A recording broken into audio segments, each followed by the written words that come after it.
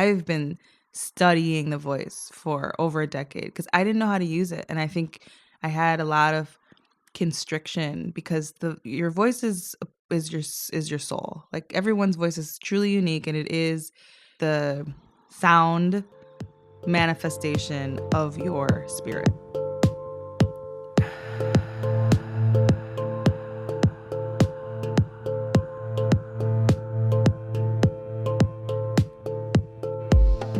Welcome to the Infinite Earth Body Podcast, where we talk about bodies, healing, pleasure, and share stories of embodiment on Earth.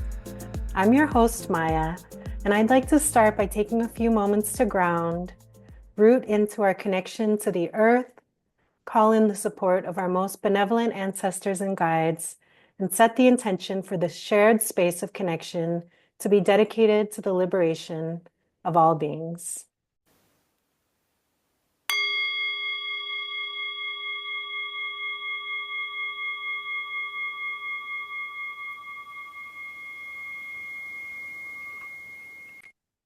Today, I'm so excited to introduce Stacy Renee Ehrenberg to the podcast. Stacy is a community organizer, abolitionist, healer, musician, and educator based in Chicago.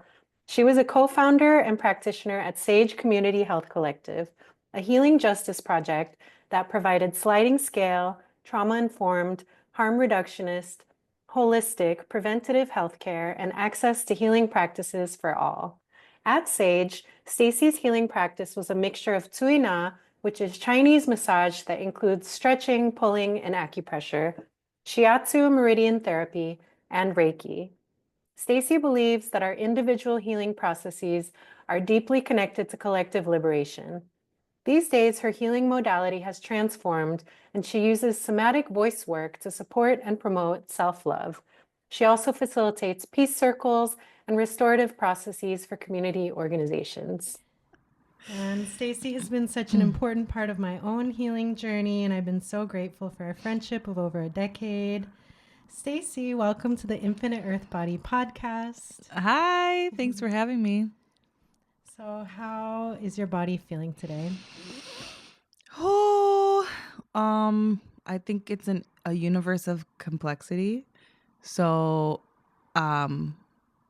I feel tired because I worked all day. So I feel like I answer the phone a lot. So I literally have like a sore neck because I'm doing one of those. And it's like an occupational, I feel like it's turning into an occupational injury. So there's like the physical part.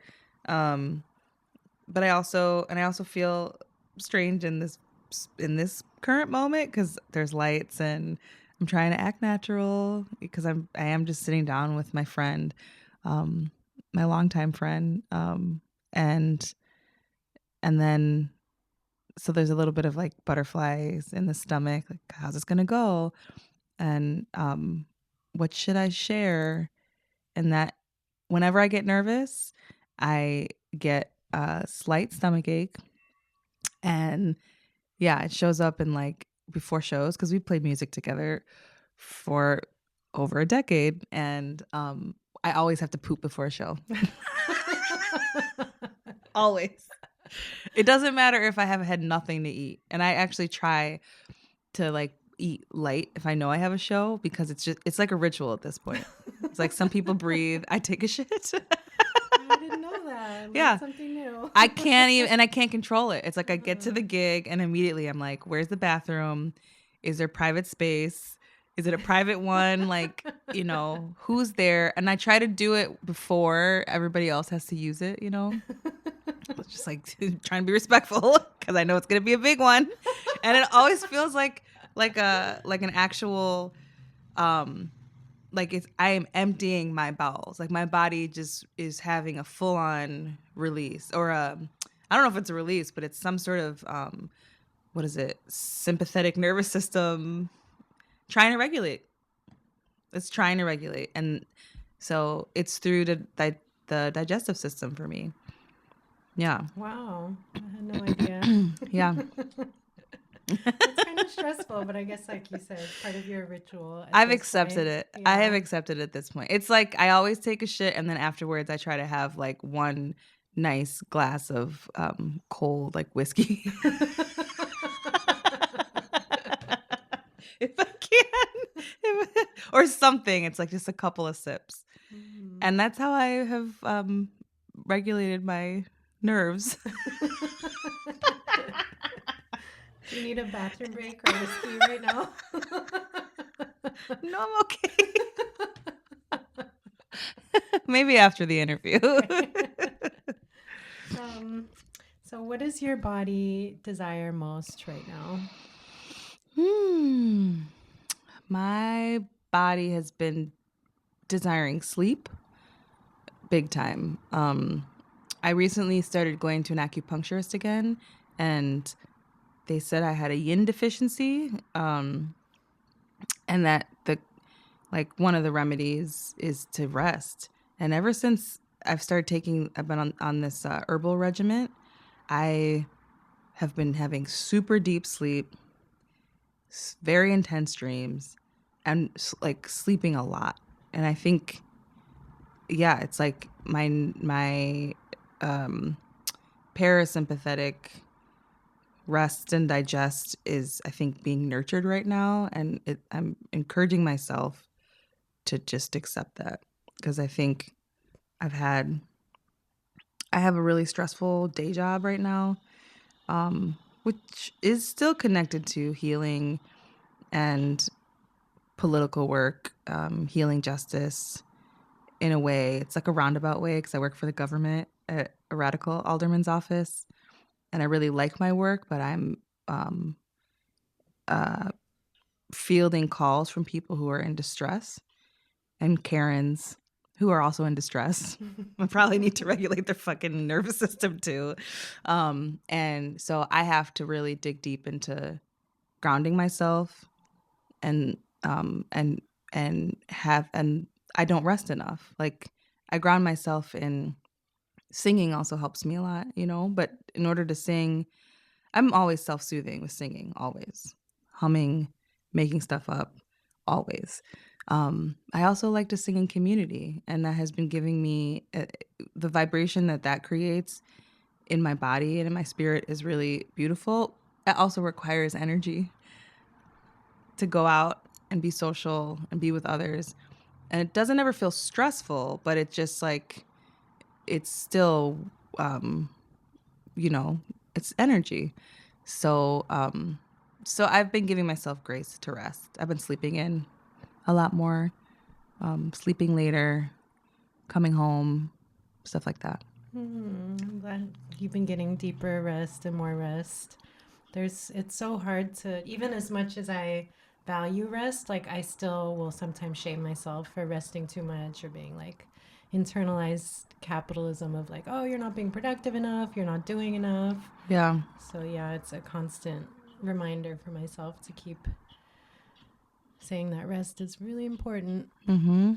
And I have things that I want to do, and I'm realizing more and more. I just turned 40, and I have a child, and I'm like, okay, well, I have pretty much the exact same body as my mother, who passed when she was 62, just pretty young. And I think she held a lot in her body, a lot of trauma, a lot of pain, a lot of anxiety, and didn't have an outlet to release it.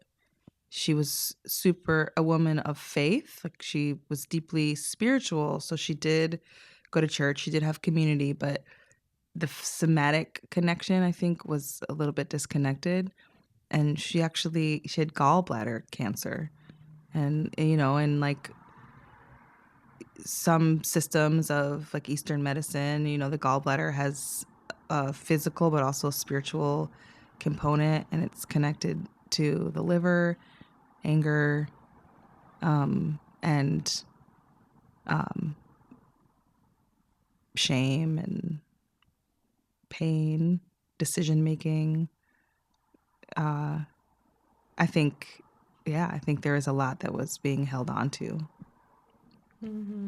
So for me, in terms of breaking generational trauma around body, the irony is she was also super body positive and she taught me a lot. But because we have very similar bodies and because, as a Black woman, I know that there's generational traumas that have been passed down both in my personal family and just as, descendants of enslaved people who were brought to this continent and exploited. And a lot of the exploitation was through the body, control over the body, that I want to make sure that I'm nourishing. And what that looks like is I saw like the women in my family get to 60 and really have trouble moving because they were in so much pain, arthritic pain. And one thing I think is important is for me to keep moving as much as I can, whatever that looks like. So, because it makes me feel good, to like be active in some way. And I never thought that would be important to me. And I also always thought it was like this ableist thing of like, like core power yoga and like the hyper athleticism and the idea that you have to, be active to look a certain way, to have a certain type of body that was very like Western and white and heteronormative and of like what it means to be like a fit woman. And I but or and I really do I'm learning about myself. Like I do like to work out. I can't even believe I'm saying that. And I'm really grateful to be able to do the things that I can do. Like I went to Zumba yesterday. Well, this is the contradiction, right? Because I was actually really tired. And then I was like, but I gotta go to Zumba because it did make me feel better. But maybe I should have slept. I don't know. Yeah. Well, sometimes you need those endorphins, and there's a point where you can get more energy from moving. But Right. if you're too burnt out, then you just gotta like knock out and be still, So Yeah. it's kind of finding what you need in that moment. I definitely wasn't full out in Zumba. The teacher was going bananas and I was like, oh, baby lunge. I'm gonna go check my phone. Yeah. I just want to get a little sweat on, Yeah. dance to the music. Because I like to dance. So You said earlier you like to self-soothe with singing. Do you sing like when you're out in public or at work or? at work all the time. And actually my coworker the other day was like, it's so nice sometimes when I just like hear you singing something and we're having a stressful day and you're in the corner like I also start my day doing that. So I will get to work and I practice because I get there earlier than everybody and spend about an hour a few times a week like warming up my voice, practicing improvisation, and it makes a world of difference in my whole ass day in the morning. Like I also, as my child and I sing a lot together. He really likes to sing. He's sitting right over there. I love that. That's so inspiring. Like, I love when people just don't give a shit and sing on the street, in public, or wherever because I'm so shy about singing and I'm so afraid to be heard singing. And like, your singing lessons, actually, your somatic voice lessons have been so life changing for me to just start to become embodied and open up my throat and be able to sing more. And yeah, do you feel like sharing anything about your own journey with somatic voice healing for yourself and like stepping into the role as a somatic voice teacher? Yeah. I remember you were coming to this realization like, oh, this is a continuation of my healing work. Like, it's not just voice lessons. Yeah. It's really deep healing work. Yeah. Well, first off, I didn't used to just sing anywhere. That's actually new for me. Like singing out was stressful as fuck. I would get so nervous. I still get nervous and, have my little ritual. But I would be a wreck, like worrying about the show for days and just super self-critical. I would be able to be like fully embodied and open at home or in my room or even in rehearsal. And then I get to the stage and there was this thing about, but I wouldn't sing. Like if I was at a party and someone would be like, oh yeah, she sings, was one of those like, hell no. Because, I think, well, one, I feel like I didn't know how to use my voice. Like I've been studying the voice for over a decade because I didn't know how to use it. And I think I had a lot of constriction because your voice is your soul. Like everyone's voice is truly unique, and it is the sound manifestation of your spirit. And just like how I think how you are doing is reflected in your voice, and how you communicate and what it sounds like, and it's also connected to breath. And so I think for a long time I didn't want to use my voice because I was afraid of being seen, of truly being seen. Because when you are, what I'm experiencing now on stage is this freedom where I'm just letting myself, I'm not caring what's going to come out. I'm actually just wanting to express myself, like true expression. And and so it has opened me up to the point where like, yeah, like I'm excited about how it's going to feel, because it always feels good afterwards. But that came after years of really not believing in myself, and I think it was connected to, like I said, not being seen, and also feeling like I always had to be helping others. And now I get on stage and I don't give a fuck. Like there's an immense power also in being a performer and knowing that you can move people with this gift that I have. Because in my experience, it's like watching somebody dance. I have this teacher, it's a bomba teacher, because for years I practiced and still do practice this Afro-Puerto Rican bomba. Bomba is folkloric, traditional Afro-Puerto Rican practice. And part of the practice is dancing improvisation. There's this improvisation between the dancer and the lead drummer. And so, some of the ways that I would deal with my stage fright for a few years was imagining my teacher dancing, because watching somebody be so embodied and so free was inspiring. Like it gives you joy to see other people fully expressing themselves. I don't know what that is about humanity, but like, when you see a show and you're like, oh, like the person was really connecting with spirit, and they were letting themselves be just themselves and opening themselves up, and not in a degradation, is that the word?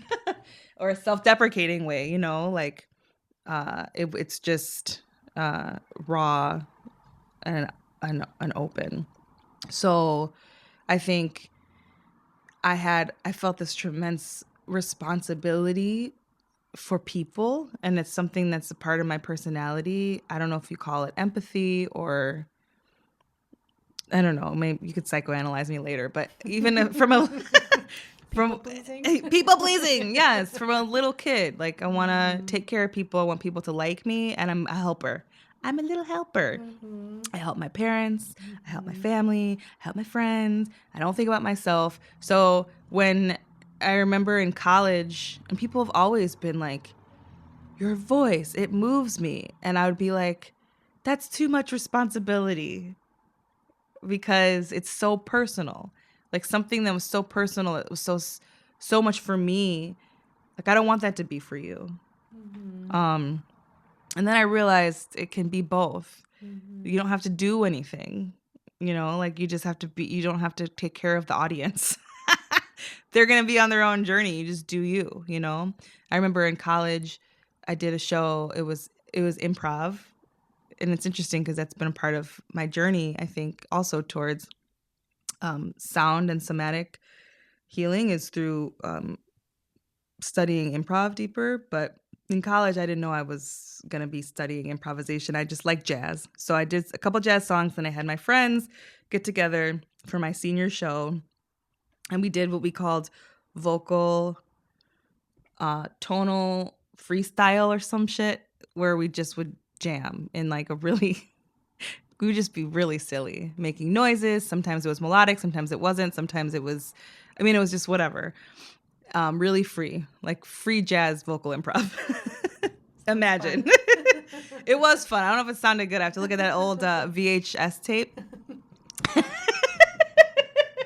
And and so at that show, I remember it was the first time I was present enough to notice while I was singing that people were listening to every single note. You could hear a pin drop. And it wasn't, and they were just mouths open. And I remember being like, I have so much power right now. I could tell these people to go jump off a cliff. Like, I would never do that, but I'm like, whoa. And it scared the shit out of me. And I think after that, I sort of closed down. I still, I never stopped singing, but it was like, it's always been this balance of how much do you share of yourself? And as I have studied the voice enough where I don't have to think about it. So somatic voice work, what I've been doing for years, I finally found a name for it, studying with this woman, Jeannie Lavitri, who does somatic voice work, but my teacher, Tiffany Monique, was also doing it without the name. And Elizabeth Norman with Chicago State, like voice teachers who were like, your spirit and this voice is totally connected. If you want to sing for the rest of your life, for one, your voice is an instrument, and there's places that it resonates in a really clear way, and you have constriction. And sometimes the constriction is weird stuff that you do that you just need to relax, because it's sort of like playing any instrument. There's a form that helps it flow more free. And there's emotional constriction that then makes you do weird shit with your body, where if you want to get to the point where you just can open your mouth and sing, and you do that by training your voice to function at its highest possibility. And everybody's voice is different, but there are certain commonalities in the way in which you can produce a clear sound that you can be taught. You know, some people are more some people just do it. They don't need to be taught, but I was like really closed off. Davin Youngs was another teacher and friend who taught me about certain ways to open up, and yeah, it's been life-changing. Mm-hmm. And also the vibration too of the breath. Like, I remember Elizabeth Norman. So Tiffany taught me how to feel the vibration in my head. And then Elizabeth Norman taught me how to feel the vibration in my root chakra. And she was like, you fill up with air, and when you're singing, you should feel a vibration going from, you know, your vagina up through the top of your head. You know, that's, the air should be flowing, and it shouldn't hurt, and it shouldn't feel stressful. But when you really are just letting your body do what it does without forcing anything, you know, you can feel it, and you can feel it, and it's amazing. So when I'm doing voice lessons now, I feel like I'm just teaching people how to connect with their instrument, but because it's your spirit, it's like you're going to fall into alignment no matter what. And so it's been really beautiful when folks have had like emotional releases, or when you hear about the practice that they're doing and how it's opening them up in different ways, not only to make them sound better, but also, you know, just feeling more confident and more connected. I didn't really intend to do that, but I think that I'm just there is a certain acceptance of the fact that some of my path is healing work, and I've accepted that over the years. Finally. Yeah. Yeah, I mean, it really does feel like this powerful self-actualization process coming into my voice, but I still feel like, I mean, I have to do all the practices, the exercises you gave me, but I still really struggle with freeing my spirit and like the expression to just let it flow, like you're saying, where you're just feeling yourself and totally unconcerned with how others are going to receive it. Do you have any tips on like how to get there of just Mm, feeling that freedom? yeah. I think just showing up over and over and over again. I really, my friend Shira Hassan, ha- she says everything is practice. She's an amazing organizer, facilitator, transformative justice practitioner, and she has an organization or collective called Just Practice that right now their work is coaching different groups with an abolitionist framework um, on social justice work in the city, and she says everything is practice. It's like everything. I Mm-hmm. firmly believe that, and you just show up and you do it over and over and over and over again. And not in that like you want to become a genius expert. That'll happen if you do something enough. You're gonna be really good at it. But it's like having the to be brave with yourself, because you're uh, asking yourself to sit down and open up your heart, and having the courage to do it over and over again. Mm-hmm. Yeah, that resonates because it's not like, oh, I went through this transformation and now I'm free. It's like taking little baby steps and like titration, like they say in trauma healing, just like every time you show up, you could be a little bit more free. Mm-hmm. And it's just the journey. Yeah. Mm-hmm. Yeah. I mean, and I am at this point where, I mean, I practice because I have to, because I feel like over time, when there's weeks when I don't get to, I feel off. If I don't, it has become a spiritual practice to warm up my voice. It's like a Mm-hmm. check in, Mm-hmm. is a check in. Mm-hmm. And then I also can notice, what am I going through and where is it showing up? Because, it's like, is my throat feeling a little bit tight? Okay, what's that about?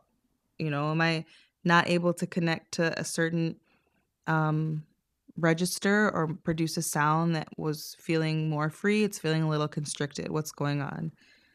And it's like a barometer for where I'm at with life. Have I had time to practice? If not, why not? What's going on? If it's important to you, how do you create the time, recalibrate? So, Mm-hmm. And for me, recording myself singing and talking has been so powerful because at first, I think a lot of people feel really cringy when they hear their own voices. mm-hmm. And so for me, it's just been able to like learning to listen and hear myself without judging myself, but also being like, oh, I hear where I'm a little constricted or a little insecure. And just this process of like peeling off the layers so I can just let my voice be free. Yeah. Yeah, Mm-hmm. yeah, that's a good practice too. Mm-hmm. Yeah, so you've just like I mentioned, been such an important part of my healing journey. And when you co founded the Sage Community Health Collective and the Healers of Color community in Chicago, and both of those spaces were really the first time I had felt like aligned spiritual healing spaces. And I remember showing up at Sage and like filling out the intake form and being like, oh my gosh, I can actually bring my whole self here and be held and just um, Mm, yeah, so that was just, you've just done so much important work for so many people in the healing path. thank you. Yeah. And so, do you feel like you have healers that you can go to now to hold you? Well, you said you've been going back to acupuncture, but. Yeah. Well, it's interesting because, yeah, I've as a new acupuncturist, it's a new relationship. Um, I have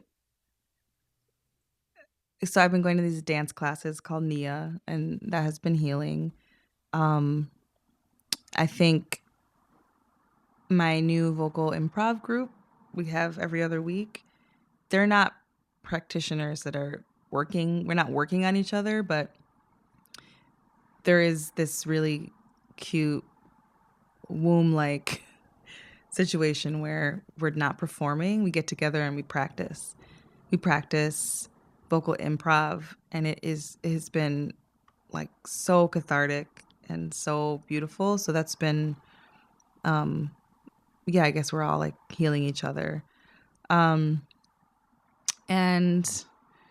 yeah, I mean, the healers of color, what's cool is about the healers of color space is that I see that there's a lot of connections that were made that are long lasting in the community. And folks that are, yeah, still practicing with each other or on each other. And so I don't say this often, but I guess I am proud of that work. And it does come back around sometimes in my life because my work, I don't do body work anymore, but I'm still doing somatic energy work through voice lessons, and healing work through some of the restorative justice circle keeping work that I've done. But I don't do body work anymore or Reiki. And so, and sometimes I feel like there's a whole part of my life that is like lost, but then people through the community will come back around and share stories like, oh, I was so grateful for this space. I mean, with Sage all the time. I'm out and I hear someone, Sage Community Health Collective, that was such an important space. I used to go there and get this, or, I made this connection there. So I'm grateful for the opportunity. It was one of the hardest things I've ever worked on. And I still have really strong relationships from that experience. Mm-hmm. Yeah, there's a lot of pain and also a lot of beauty. Mm-hmm. Yeah. Yeah, I was just reflecting on it as I was preparing for this interview, being like, oh my gosh, it was, yeah, like all these different areas of my life that we were kind of woven in together with music and Mm-hmm. the healer community. And so, was there a particular reason you kind of transitioned out of practicing body work and Reiki? Yeah, at that time, um, I was feeling like I couldn't balance being a mom, a new mom. Like I did body work up until I was super pregnant, leaning over the massage table. Um, and I was never good about I think I've gotten better, but I wasn't very good at the time about creating an energetic boundary. And the irony of that is that I started doing body work to create an energetic boundary because like I said before, I was a pleaser and a helper and people could sense that. And, from a young age, I'd be at the bus stop and people would sit and just start what me and my friend call a river run. You know what I'm talking about? It's just like, ba-da-da-da-da, and you hear a person's life story and they really open up to you and they don't know. I don't even think sometimes they know why. It's just like something about your aura that's like, you'll listen. And it was really getting on my nerves. So I was at a bar and this woman, I think her name was Penny. Hi, Penny, if you're out there. She was a friend of a friend or something. She was a medium. She's like, hey, I'm getting a message for you. Are you comfortable if I share it? And I was, I had a beer in my hand. I was like, yeah. What do the guides have to say? She was like, they want you to stop doing that for free. So if you put an energetic boundary of money on what is one of your callings, then it'll free you up to be more grounded and not feel like you always have to be helping people. So I started taking a Reiki class and then got into body work. And my mom was a massage therapist for a few years, so it wasn't like a huge jump.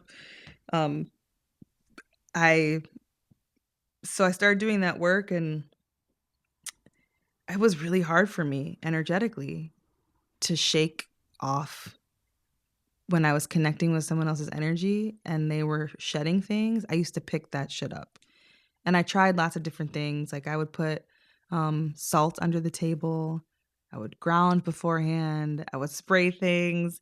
Um, I would have a ritual of taking like a hot shower and trying to uh, let some of that run off of me. Before and after, I would like do an energetic like swipe of my body. Like I had rituals, but I don't know. I couldn't figure it out. And then when I gave birth, and then I had this little one who really needed what felt like 100% of my life force in the time. I was actually breastfeeding, like you're keeping a small person alive, whether you're breastfeeding or not, you're keeping a small person alive. And it's huge work that's not really appreciated or even thought of as work, depending on who you're talking to. I couldn't do it. I was like, I have to make a choice because I'm going to completely deplete myself. Um, and then my mom got sick with cancer when my baby was really small, and I got diagnosed with celiac disease, which is stress induced. So it was just the the physicality of being that interwoven with someone to the point where sometimes I was having experiences where I was reading people's thoughts. I was like, "Oh, okay. I don't want to know some of this shit, or I don't need to feel some of your pain." And some people I think are just have developed, I don't know, every healer is a different process, but at that time I couldn't handle it. So I let it go, and then started getting deeper into uh the idea of making music the center. Yeah. Yeah, I remember when you were pregnant, when you were like, okay, my boundaries are having to completely shift Mhm. and I need to carve out so much more space. And if anyone's not like 100% nourishing me, then they got to go, and just Yeah. being in that process. And yeah, I remember you talking about having to move through a lot of grief through your pregnancy too. And that I just appreciated hearing you talk about that, because not a lot of people really talk about the grief process of that major life transition. Like there's this pressure that it's 100% joyful and beautiful, which it is, but it was also it's important to, it is like a whole death rebirth process. And Mhm. yeah, is there anything you want to share about what that whole transition in your life was like? Yeah. Actually, it's July, and I remember in July of 2015, I was about 6 months pregnant and feeling, I think maybe it's cancer season, and feeling like the lowest I'd ever felt. Feeling so alone, but really it was just me and the baby, and I would like go to the pool and talk to him and like, float, be like, "All right, well, we're just floating along." um but I think it was because I was being stripped of an identity I had of myself. I was in school and I had left Sage as a practitioner and a collective member. I was still on the advisory council, I was practicing, but not a lot at the space. And so and my semester ended and I didn't get a summer job. Like probably pregnancy brain. I remember thinking I should probably get a job for, like some more income, because like I said, wasn't feeling like doing massage a lot, and it just didn't happen. So I was just all of a sudden I was at home, pregnant, sick all the time, nausea, with nothing to do. And like I had to sit with myself. It was shadow work. It was like, who are you if you don't have your healing practice, if you're not performing, and you don't know when you're going to be performing again because you're having a baby, if you're not making music, if you're not super busy running around like a chicken with your head cut off, if you're not helping other people. I was just at home, like really looking at myself like, well, what's the essence of you?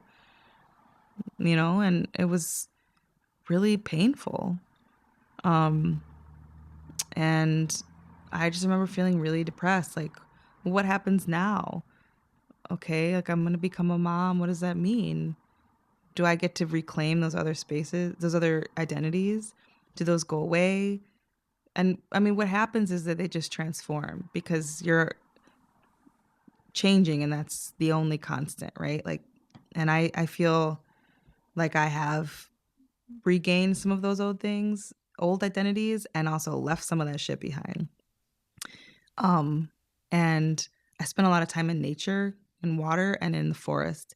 And I felt really, I also didn't want to be around a lot of people, but I also wanted people to be checking in on me. And I didn't have a lot of friends who had families at that point. So I think, and this wasn't their fault. I'm not mad, but I felt really alone because I was one of the first and kind of like my crew to have a child, so nobody really could even relate to me in that way. Um, so yeah, I felt alone, but it was something I had to go through. It was one. I mean, it's life changing to carry a child. Period. Um, I felt like it was beyond just becoming a parent and a mom.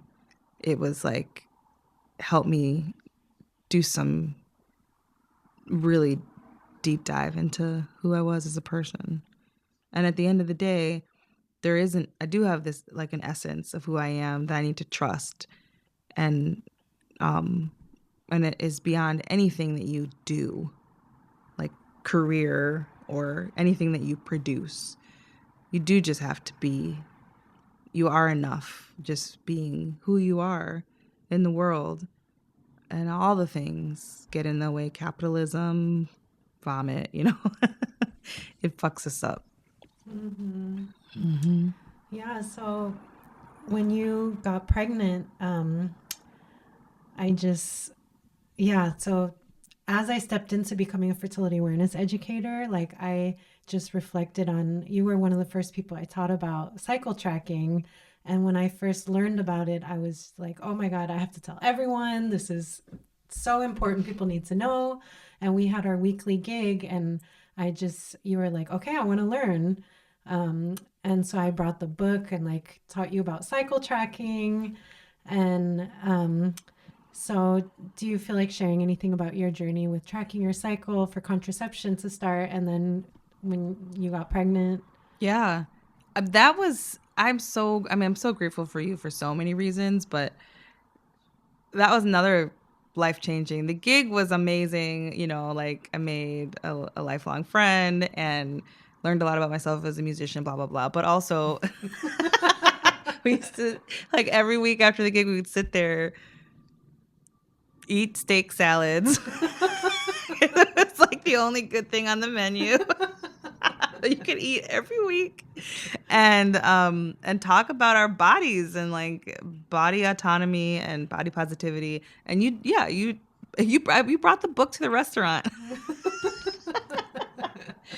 um and at the time I wasn't trying to be pregnant. I don't think that was even on my radar. Like I think there was a period where I wasn't sure if I wanted to have kids, but I just wanted to know about what was happening because I was one of those people that also had really bad periods, which don't happen anymore. My cycle is not as painful post having a baby, but I wanted to know about this like universe that's happening that we aren't taught about. It was life changing because who the fuck knew? Like I mean, I know that you ovulate, but like the fact that you had the power by looking at your own like bodily fluids to discern where you were at, and that there is this whole there's science and spirituality happening at the same time. uh I mean, that's not surprising to me at all. But at the time, I didn't know that it also applied to your reproductive system. And then the cool thing about that was I used that method for a long ass time. And then eventually I got to the point where I didn't need to take my temperature anymore. I was just able to follow the fluids. And then when we decided to get pregnant, it was real easy for me. I know it's not easy for everybody. I fully acknowledge that. But as far as like knowing my body when I was fertile, it was, I think, the second cycle. Ta-da! Mm-hmm. Not magic. Sometimes it is, but not really, It's like it's the cervical fluids and yeah, that was amazing. It's also funny because we would sit there and you were like so not ashamed. And that's one of the things that I love about you is that you are, even if you express that you feel anxiety or like body shame, you just were vocal about it. And just like in that way that I was talking about practice, I feel like I've watched you over the years just practice being really vulnerable around trying to heal through that by talking about it unabashedly at the fucking restaurant in front of whoever the fuck was there. And it was like, okay, yeah, like why not? And then I've had friends over the years be like, "Oh, you're really sex positive." I'm like, "Well, I've learned from some of the best, and I'm not even like I'm not." I mean, I am, but like if you want to be real sex positive, talk to Maya. Yeah, I feel like I had no filter before, and now I've learned a little more discernment. Like it's not always the place and time. Yeah. But yeah, and like stepping into the role of the educator, um, you've also been such an important mentor for me because I remember you actually went to a workshop and like you said Karens before, but it was like taught by some Karens, and you were like, that was a very boring workshop and I didn't absorb any of the information, and it was just like very technical and dry, and Mm-hmm. and the other people in the class like didn't seem to connect either, and so I just heard that and I was like, how am I gonna not be a boring educator? And so you taught me about radical education and like pedagogy of the oppressed and popular education, and that's every time I've been developing curriculum and teaching classes, like I have your voice in my head just being like, oh, how can I make this as accessible and entertaining and engaging as possible? So yeah, that's been a huge influence for me. So Oh yeah. I'm glad. I mean, that's really important to me as an educator is the idea that people come to the table with wisdom. And I remember those fertility awareness classes that I went to. It was like they didn't really seem to care what the people who were there wanted to get out of it or what knowledge they already brought. We were supposed to be like these open vessels just absorbing with our mouths open as opposed to an exchange, because everybody has wisdom, especially body wisdom. And starting from a place of what you already know can make people, I think, more engaged because it gives them confidence that they can learn it. Because it's like, well, you're already starting from a place. What can we teach each other? Like I think I always say, like, there's this idea of the expert.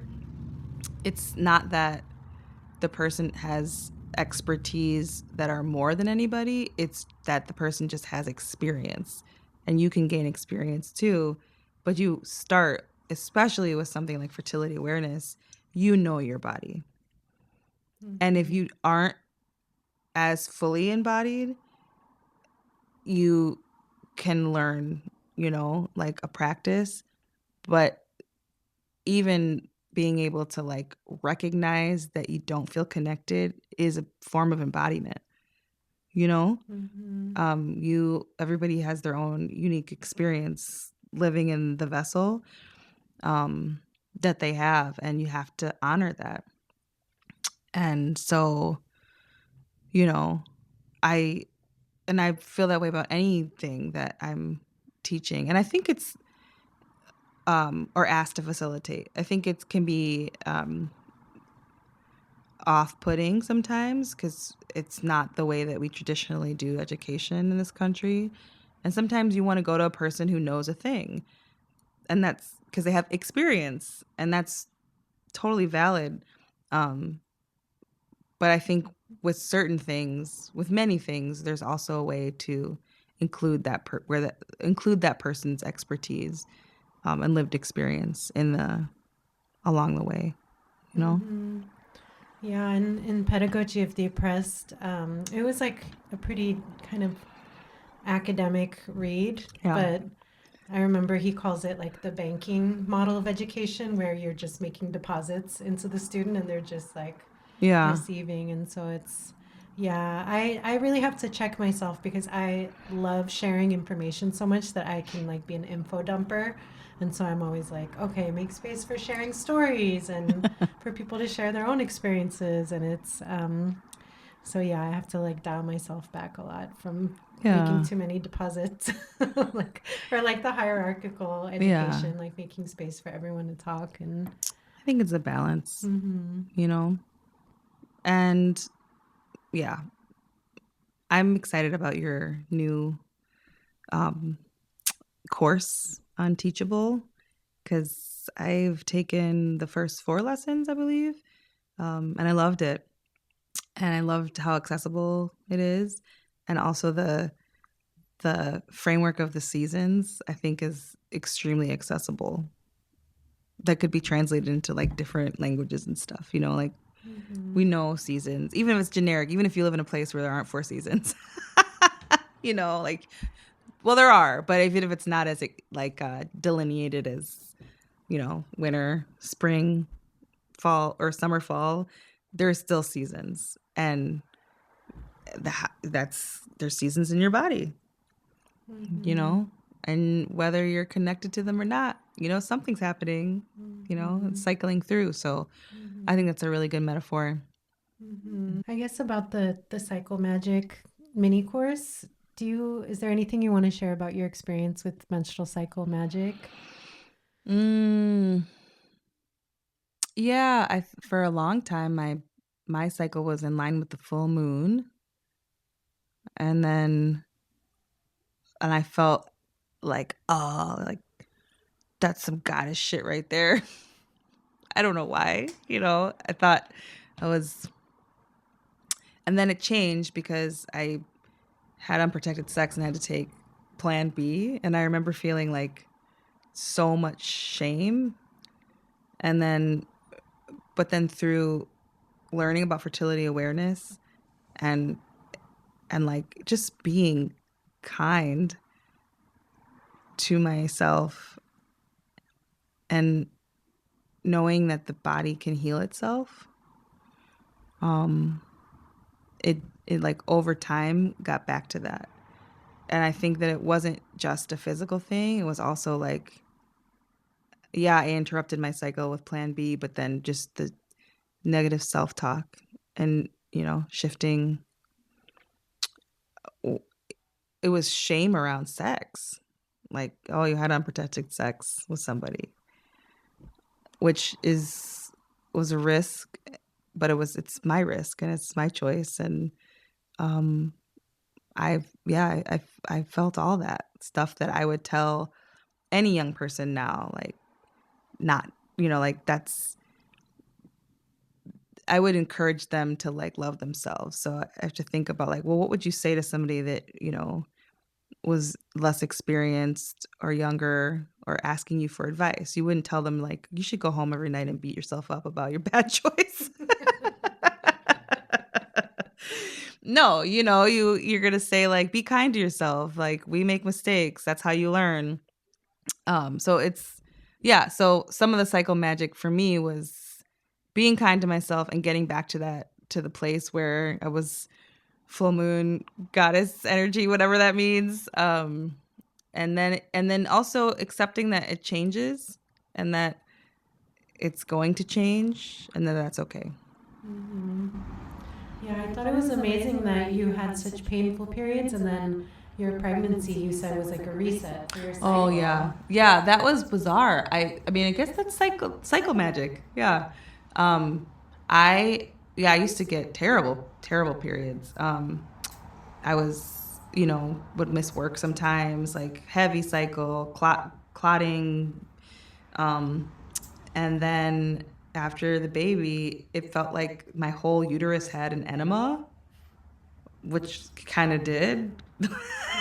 Because a 10-pound person was in there and then it all came out. And yeah, it just, I mean, I get like uncomfortable and moody, but it's not as extreme. I really don't have cramps anymore. It's amazing. Mm-hmm. That is amazing. Yeah. So yeah, I guess that's cycle magic. I love it.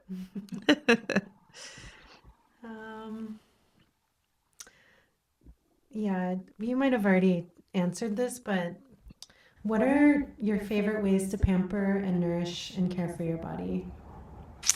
I love getting a massage. I've talked a lot about dance. I love going to a dance class. I fucking love swimming, the beach, the water, any kind of water, shower, jacuzzi, lake water, pool water, the rain. I was thinking about, we went to see Diane Reeves. This is pre-pandemic. I think it was fall. Yeah, it was Jazz Fest of like 2019 or 2018, whatever. And they predicted that there was going to be some thunderstorms, and you could hear or you could see the storm coming we were at Millennium Park, and it was just after Aretha Franklin had passed. And Diane Reeves comes out, and she's singing, and she did the song "Thunder Only Happens When It's Raining," and like she sings a 7 minutes, and then I think at the end or during the song she's like, we're gonna honor the queen tonight, and so you're like, everyone's like real excited, like, oh shit, she's gonna do some Aretha Franklin tunes. And then the sky, it was basically like she was a sorcerer. Speaking of magic, she sang a song about thunder and rain. She's just a powerful ass vocalist. The sky opened up and just poured on everybody. Everybody in the whole Millennium Park was like, ah! We had Cioro, and he was in our hand, and we're like running back to the car, but you couldn't get away from it. And you were drenched, complete downpour. And I remember talking to my friends who I was with afterwards, and I was like, that was so healing. Like, to get fucking poured on, it's just like a massage, basically, from Mother Nature. And I love that. Water. All about water. Washing my hands. Sometimes during the pandemic when we were stuck inside, it's like I didn't do enough during the day to take a shower, but I wanted to cleanse. So sometimes I would just wash my feet. Just like go to the bathtub and wash my feet. And that was also really powerful. Yeah. I love water. Yeah, I just got stuck in the rain a few days ago, and it was a downpour, and I said the same thing to my friend, like, wow, we just got a whole spiritual cleansing. Yeah. The sauna. Recently my friend let me have some of her passes at the Y, so I was going swimming in the mornings, and then we get in the sauna and like sing, and people definitely are like baptizing themselves at the pool. You can like see their energy before they get in and afterwards. Yeah, don't drink that water. So you sang in the sauna? Yeah, we would sing. We started singing. I'm inspired to start singing in public more. Yeah. In front of people. All right. So where can people find you online, hear your album, find out more about your work? You can catch me on Instagram at, it's really not the most creative name, but it's me. It's Ehrenberg Stacy. So at Ehrenberg Stacy, ErenBerg Stacy on Insta. And then I have a Facebook page, it's the Stacy Renee Band. I also have Bandcamp. there's an album on Spotify called And So It Is by Stacy Renee, and it's an EP that my friend Gerald co-wrote and produced with me, and it's, I think, love songs and lullabies and self-soothing tunes to get through hard times. Yeah, it's a beautiful album, so go check it out. Thank you so much. Thank you so much for joining us for this episode. Be sure to subscribe wherever you're listening or on YouTube, and feel free to leave any questions, other topics you'd like to hear about in a future episode, or anything else you'd like to share in the comments. Please leave a review for the podcast, and if you'd like to go deeper in the conversation in our inner circle, you can join our Infinite Earth Body Collective Patreon. You can see the link in the show notes, and thank you again for tuning in, and see you in the next episode.